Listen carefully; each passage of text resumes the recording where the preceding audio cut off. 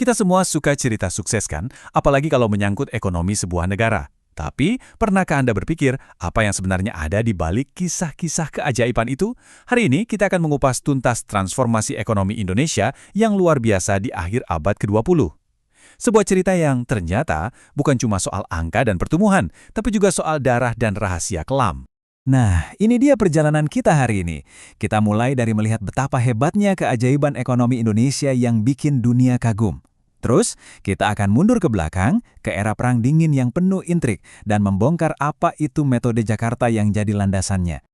Setelah itu, kita akan lihat bagaimana Orde Baru melesat, hingga akhirnya bagaimana semuanya runtuh. Oke, kita mulai dari bagian pertama, keajaiban ekonomi.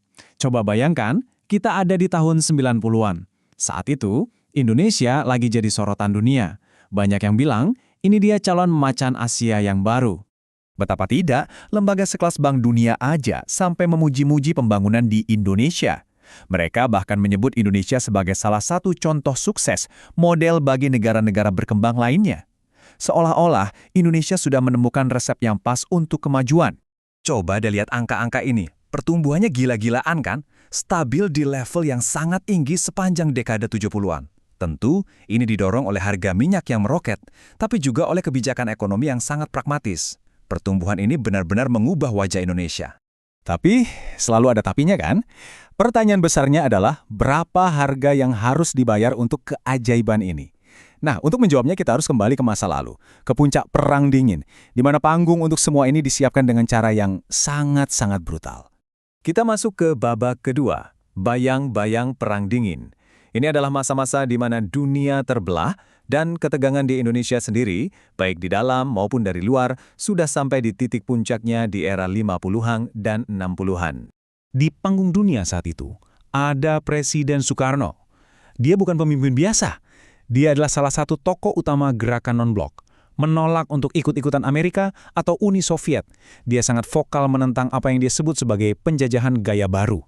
Nah, di dalam negeri sendiri, situasinya rumit banget. Ada PKI, Partai Komunis terbesar di luar Uni Soviet dan Tiongkok, yang pendukungnya banyak sekali. Di sisi lain, ada militer yang semakin kuat dan dapat dukungan dari Amerika. Dan di tengah-tengahnya, Soekarno berusaha menyeimbangkan semuanya. Situasi yang sangat-sangat rentan. Semua ini nggak terjadi dalam semalam. Pelan-pelan, tensinya terus naik. Amerika Serikat mulai khawatir dengan aset-aset perminyakannya, sementara militer Indonesia semakin gerah melihat PKI makin besar.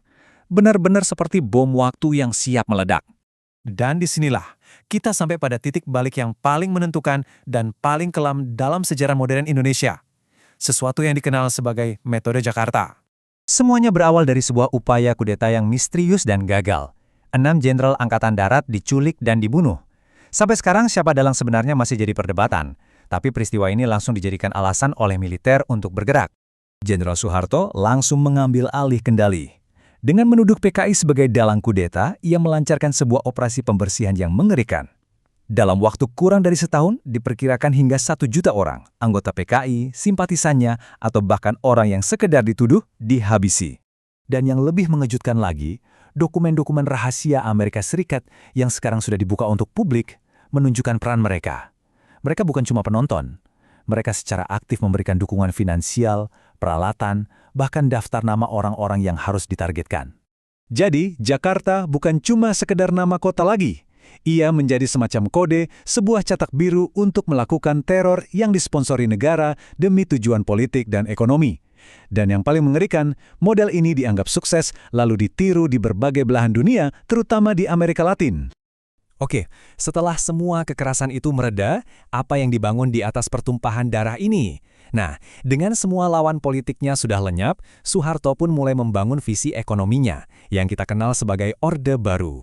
Kutipan ini menjelaskan semuanya dengan gamblang.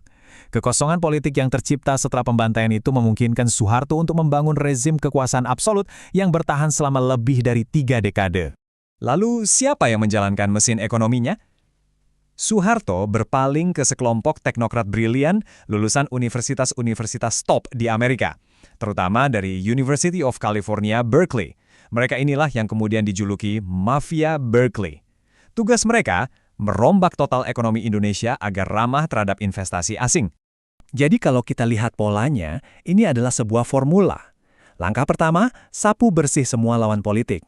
Langkah kedua, panggil para teknokrat mafia Berkeley untuk merancang kebijakan. Langkah ketiga, buka pintu lebar-lebar untuk modal asing. Hasilnya, stabilitas politik yang dipaksakan, yang kemudian menjadi landasan bagi keajaiban ekonomi selama puluhan tahun. Selama puluhan tahun, sistem ini kelihatannya bekerja dengan sangat baik. Sampai akhirnya, sebuah guncangan dari luar datang dan membongkar semua fondasi yang ternyata rapuh. Inilah bagian terakhir kita, krisis dan kejatuhan. Krisis finansial Asia tahun 1997 itu seperti tsunami yang menerjang Indonesia.